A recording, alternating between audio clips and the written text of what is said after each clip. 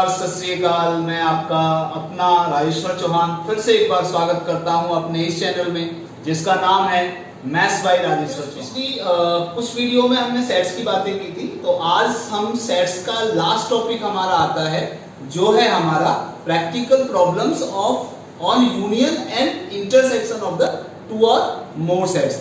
तो बिना देरी किए हम स्टार्ट करते हैं आज का हमारा topic, practical problem related to the union and intersection of two or practical problems on union and intersection of two sets। हम अपनी डेली लाइफ में डेली रूटीन के अंदर बहुत सारे क्वेश्चंस ऐसे सॉल्व करते हैं जिनमें हमें सेट्स की रिक्वायरमेंट होती है। तो how can we solve the such type of questions by the help of practical problems or by the help of the sets? Let us take an example, but before this we have to find out the formulae for this one। Students, ये exercise आपकी 1.6 और miscellaneous है, 11th class में जो set theory है, set chapter है, उसमें इन questions को सॉल्व करने के लिए हमें कुछ फॉर्मूलों की रिक्वायरमेंट होगी। वैसे फॉर्मूलों का जो आपका प्रूफ है आपके सिलेबस में उतना मायने नहीं रखता है, लेकिन क्योंकि हमें फॉर्मूले कैसे आए पहले वो अगर पता लग जाए तो आगे के क्वेश्चंस को हम इजीली सॉल्व कर सकते हैं।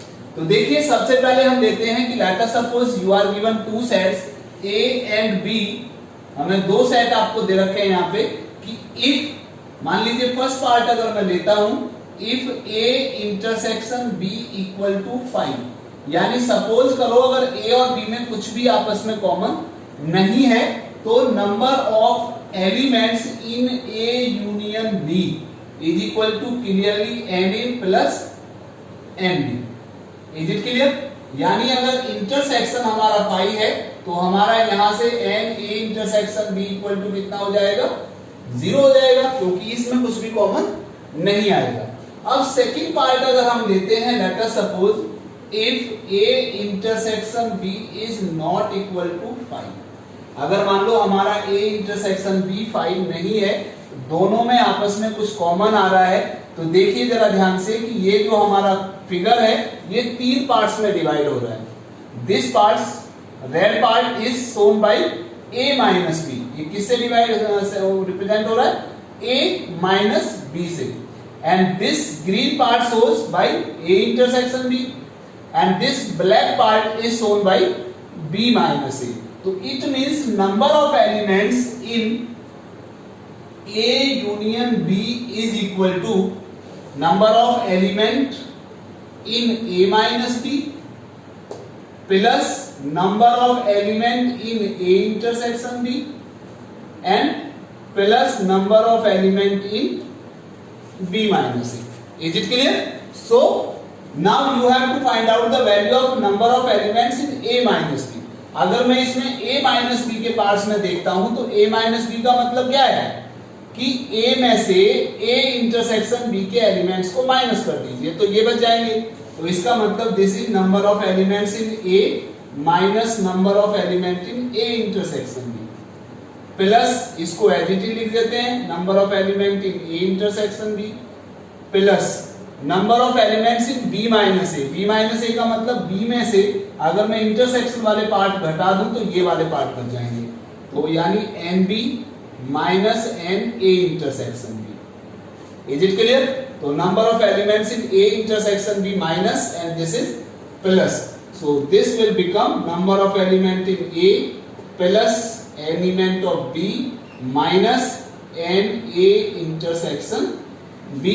तो this is equal to number of element in A union B.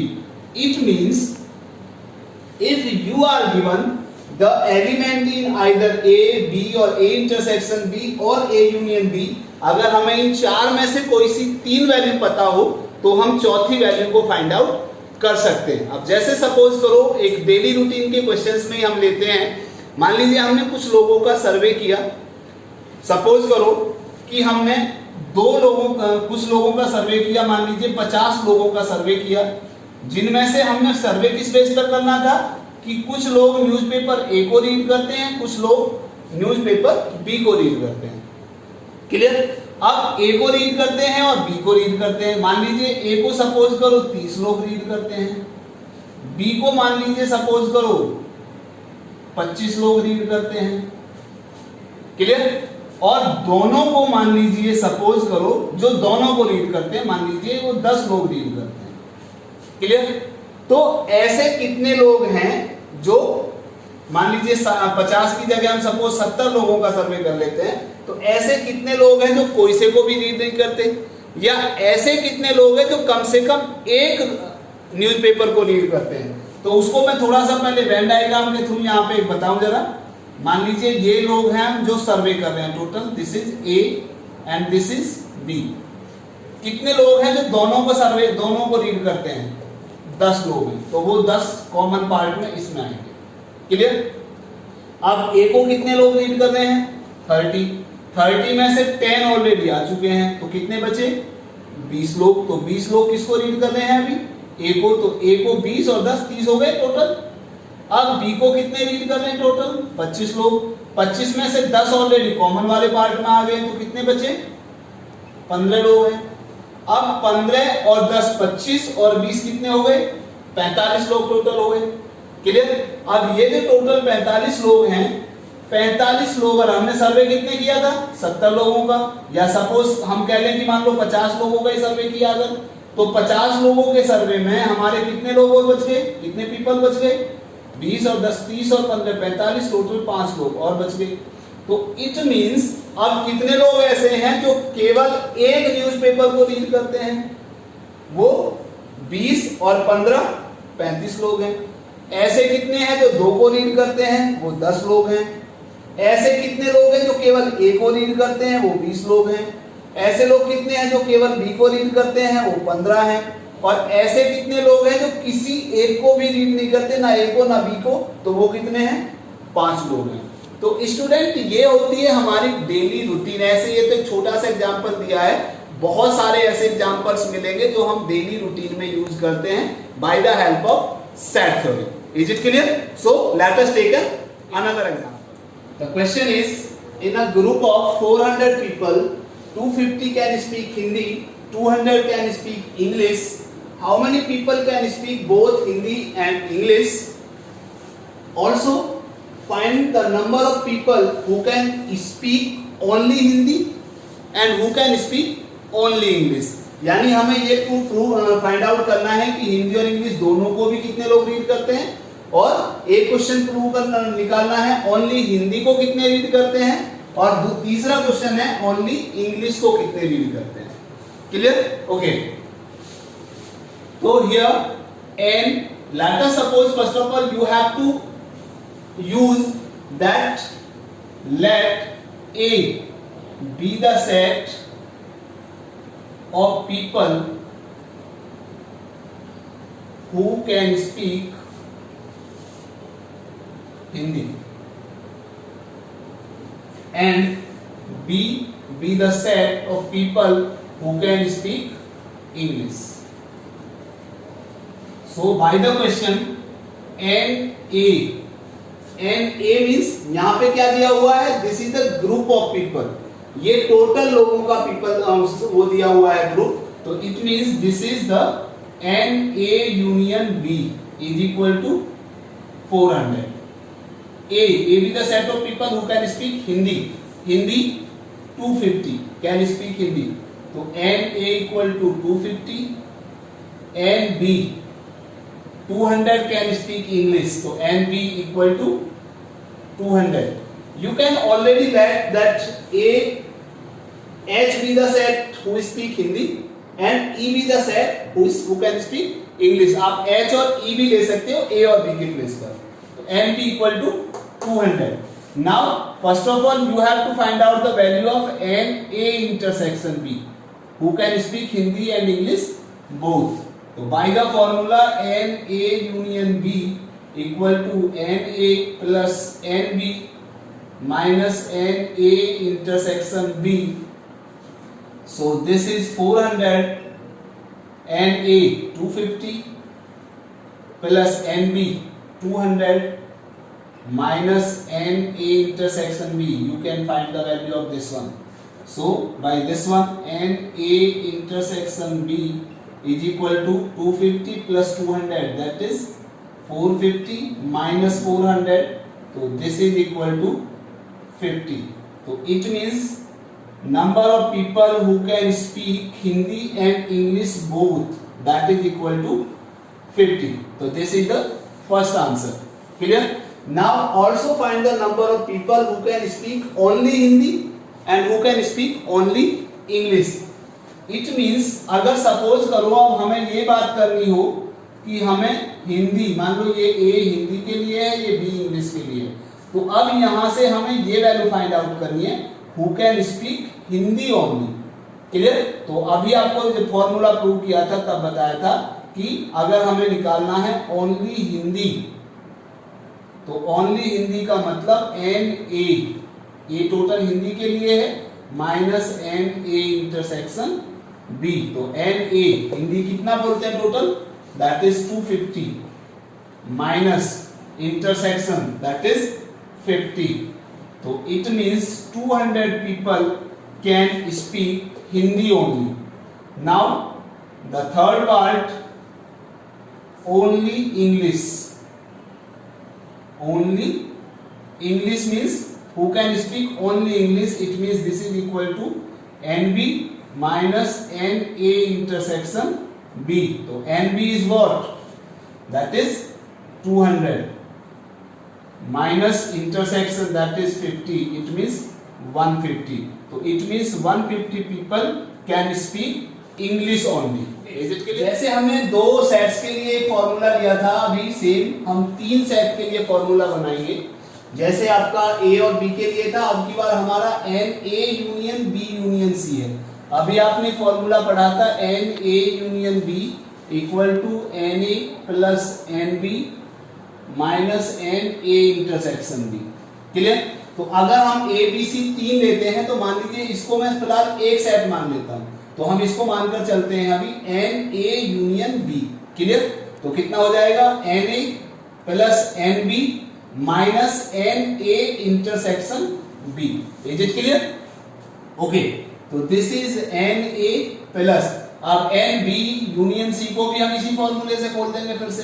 तो NB plus NC minus NB intersection C हो जाएगा माइनस, अब देखिए जरा N इंटू ये A union intersection B union C का फॉर्मूला आपने ऑलरेडी पढ़ रखा है पहले, जो डिस्ट्रीब्यूटिव प्रॉपर्टी पढ़ाई थी आपको स्टूडेंट. तो ये था A intersection B union A intersection C. Clear? तो ये आ जाएगा A intersection B union A intersection C. Clear? Now this is NA plus NB plus NC minus NB intersection C minus, अब इसमें फिर से वही फॉर्मूला हम लगाएंगे NA यूनियन B. तो कितना आ जाएगा NA, A का मतलब A intersection B plus B का मतलब A intersection C minus NA intersection B और intersection A intersection C. Is it clear? यानी इसको A मान लिया, इसको B मान लिया, तो NA plus NB minus NA intersection B by this formula. Is it clear? So this is NA plus NB plus NC minus NB intersection C minus, क्योंकि ये माइनस है तो सारे माइनस हो जाएंगे, ये प्लस हो जाएगा. तो NA intersection B minus NA intersection C और माइनस माइनस प्लस. अब देखिए A और B में जो कॉमन आएगा वही A और C में कॉमन आएगा, तो इन दोनों में कॉमन जो आएगा वो सिर्फ A का पार्ट ही कॉमन आएगा. तो इसका मतलब ये तीनों का कॉमन पार्ट हो जाएगा A intersection B intersection C. So this will become NA plus NB plus NC minus NA intersection B minus NB intersection C minus NA intersection C या C इंटरसेक्शन A और plus NA intersection B intersection C. तो this is the formula to find the formula for 3NA union B union C. Is it clear? So this is the formula to solve the questions related to three sets. So for this one, let us take an example. In a survey of 60 people, it was found that 25 people read newspaper H, 26 read newspaper T, 26 read newspaper I, 9 read both H and I, 11 read both H and T, 8 read both T and I, 3 read all the 3 newspapers. Find the number of people who read at least one of the newspaper. The number of people who read exactly one of the newspaper. तो student यहाँ पे एक चीज का ध्यान रखिएगा, जब भी कोई कहता है एटलीस्ट वन का मतलब होता है कि ऐसा हमें पर्सन फाइंड आउट करना है जो कम से कम एक को जरूर पढ़ता है, वो एक को पढ़ता है, 2 को पढ़ता है, 3 को पढ़ता है, यानी एक और एक से ज्यादा। क्लियर? तो इसका मतलब ऐसा हम इसमें कोई भी पर्सन ऐड नहीं करेंगे जो किसी एक को भी रीड नहीं करता है। तो जहां भी बात आती है हमारी एटलीस्ट वन की, तो it means you have to find out the union of all. Is it clear? तो it means we have to find out the value of, अब यहाँ पे एच टी और आई की बात कर रहे हैं हम, तो एच टी और आई ही ले लेते हैं। आप चाहो तो उनको कन्वर्ट करके ए बी सी में भी कन्वर्ट कर सकते हो कि ए मान लीजिए जो एच को रीड करता है, बी मान लीजिए टी को रीड करता है, सी मान लीजिए जो आई को रीड करता है, और एच टी आई मानोगे तो एच टी आई के हिसाब से फॉर्मूला बना लीजिए। NH plus NT plus NI minus NH intersection T minus NT intersection I minus NH intersection I और plus NH intersection T intersection I। और देखिए 60 पीपल टोटल थे, तो ये तो हो जाएगा टोटल सर्वे जितना हमने किया उसका। 25 people read all the newspaper H, तो NH इक्वल टू 25, 26 T को रीड करते हैं, I को 26, H और I को 9, H और T को 11, T और I को 8 और तीनों को 3, तो ये तीनों का इंटरसेक्शन वैल्यू पुट कीजिए, तो that is 25, 26 plus 26 minus H और T को कितने लाइक कर रहे हैं 11 माइनस T और I को 8 माइनस H और I को 9 और प्लस टोटल तीनों को 3। क्लियर? तो ये आ गया कितना 26 और 26 52, 52 प्लस 25 73 और प्लस 3 डायरेक्ट लिख लीजिए 76 माइनस माइनस अलग कर दीजिए 11 और 8 19 और 9 28, 16 में से 8 गया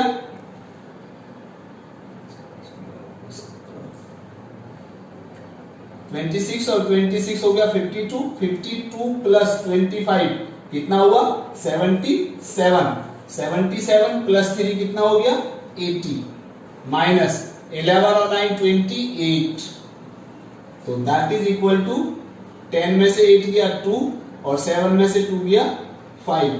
तो 52 पीपल ऐसे हैं जो who read at least one of the newspaper, जो कम से कम एक न्यूज़पेपर को जरूर रीड करते हैं। अब बात करते हैं हम कि हु रीड एग्जैक्टली वन। जब एग्जैक्टली वन की बात आती है तो नाउ स्टूडेंट थोड़ा सा यहाँ पे अगर हम देखें एक वेन डायग्राम अगर बना ले, H T और I, this is U H T और I, तो इसमें अगर मैं इसको मान लू A B C D, clear, E F G और H। अब जरा ध्यान से देखिए यहां पे कि हमारा जो अभी ये आंसर आया है 52, ये 52 हमारा आया है एटलीस्ट वन का मतलब टोटल यूनियन। क्लियर? अगर मैं इस टोटल यूनियन में से A plus B plus C plus D यानी ये 1 2 3 4 इन चारों वैल्यू को जोड़कर घटा दूं, सब्ट्रैक्ट कर दूं, तो हमारा 52 में से उसको घटाने के बाद हमारा वो आ जाएगा E plus F plus G। Clear?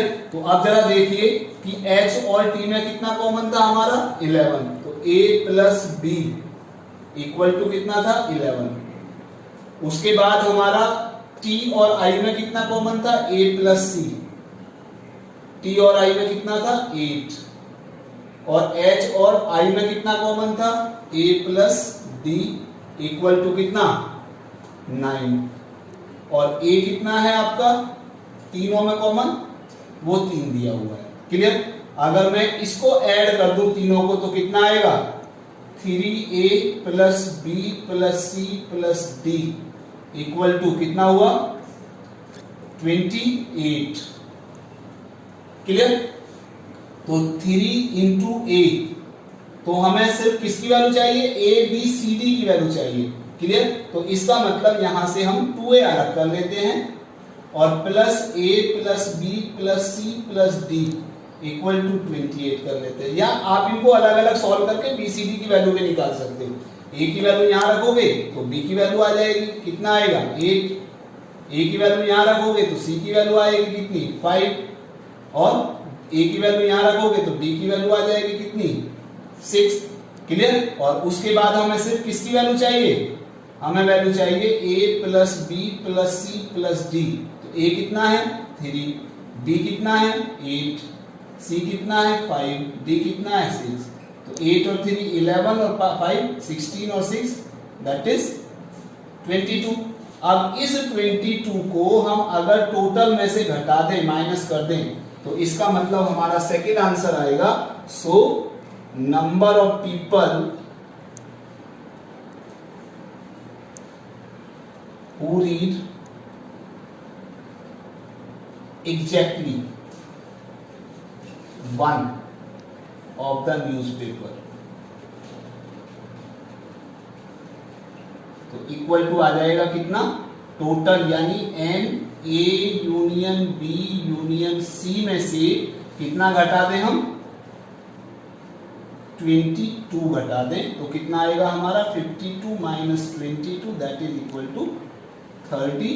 तो this is the value who read exactly one of the newspaper. Student इस चीज का ध्यान रखिएगा, हमें जरूरी नहीं है कि हम इस फॉर्मूले को ही यूज करें यहाँ पे। अब इसी क्वेश्चन के हिसाब से अगर मैं वेन डायग्राम से ही सारा सॉल्व करूं तो इसमें हमारे बहुत टाइप के क्वेश्चंस आ सकते हैं। कैसे आएंगे, उसके लिए मैं एक एग्जांपल इसी क्वेश्चन को दूसरे वे से सॉल्व करता हूं, जो कि वेन डायग्राम के थ्रू है। ओके, इसी एग्जांपल को मैं अब वेन डायग्राम के थ्रू सॉल्व कर रहा हूं विदाउट एनी फॉर्मूला। हम कोई फॉर्मूला यूज नहीं कर रहे हैं स्टूडेंट्स। क्लियर? तो how can we solve the questions by this Venn diagram? Let us take this Venn diagram H T I। आपको पता है वेन डायग्राम हम जो भी बनाते हैं यूनिवर्सल सेट रेक्टेंगुलर फॉर्म में आता है, बाकी जो है सब सेट सर्कल के रूप में आते हैं। तो हमने यहाँ मान लिया A B C D E F G और इसको बाहर H मान लिया। Is it clear? अब जरा क्वेश्चन के अकॉर्डिंग हम देखते हैं सर्वे कितने लोगों का किया हमने 60 पीपल का। तो NU यानी टोटल लोगों का सर्वे किया, तो NU इक्वल टू 60 और टोटल का मतलब हो गया A से लेकर H तक, A B C D E F G H। तो A plus B plus C plus D plus E plus F plus G plus H equal to 60। Equation number 1। H में कितना है 25, H का मतलब A B D E equal to 25, T का मतलब T A B C F और G का मतलब A C D G। Clear? तो ये और H और I में कितना कॉमन है, H और I में कॉमन है 9, H और I का मतलब A plus D equal to 9, H और T में 11 तो A plus B equal to 11 और H T और I में 8 तो T और I का मतलब A और C तो A प्लस इक्वल टू 8 और तीनों में कितना कॉमन है A, तो that is equal to 3। Clear? तो now by this one we have to find out the value of A B C D E F G H और easily हम इसको सॉल्व कर सकते हैं। देखिए A हमें दिया हुआ है, A की वैल्यू यहाँ रखोगे C निकल जाएगा, यहाँ रखोगे B निकल जाएगा, यहाँ रखोगे D निकल जाएगा। A B C D मिल गया, A C D की वैल्यू रखी G मिल गया, A B C की वैल्यू में रखोगे F मिल गया, A B D की वैल्यू रखोगे E मिल गया। तो A से लेकर G तक की वैल्यू मिल गई। अब A B C D E F G की वैल्यू रखोगे तो हमारा H वैल्यू मिल जाएगी। यहां तक किसी को कोई प्रॉब्लम है? मेरे हिसाब से होनी नहीं चाहिए। अब बात करते हैं हमारे क्वेश्चन किस तरह के आ सकते हैं।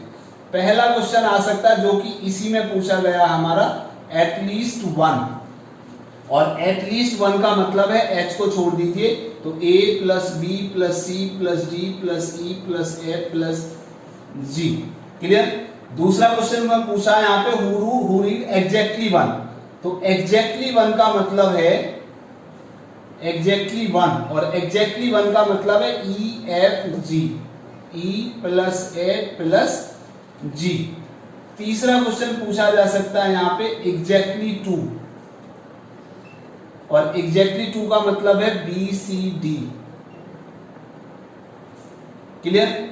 चौथा क्वेश्चन पूछा जा सकता है यहाँ पे हमारा only H, only T, only I। Only H का मतलब कितना है सिर्फ E, ओनली T का मतलब कितना है F, ओनली I का मतलब कितना है G। क्लियर। उसके बाद पूछा जा सकता है यहाँ पे एटलीस्ट 2, एटलीस्ट 2 का मतलब क्या है कम से कम 2, और कम से कम 2 का मतलब है ज्यादा से ज्यादा 3 भी हो सकते हैं। तो BCD, ये तो 2 आ गए, और A, तो ये आएगा BCD और प्लस A आ जाएगा। फिर और पूछा जा सकता है कि who read H and T but not I, H and T but not I। तो H और T में जो यूज हो रहा है वो सिर्फ B आ रहा है, नॉट आई यानी A निकल जाएगा। H और T में A और B आ रहे हैं, लेकिन नॉट आई कह रहा है तो A हटा दीजिए, सिर्फ क्या रह जाएगा B रह जाएगा। उसके बाद पूछ सकता है H और T बट नॉट आई, तो H और आ गया आपकी बात यहाँ पे।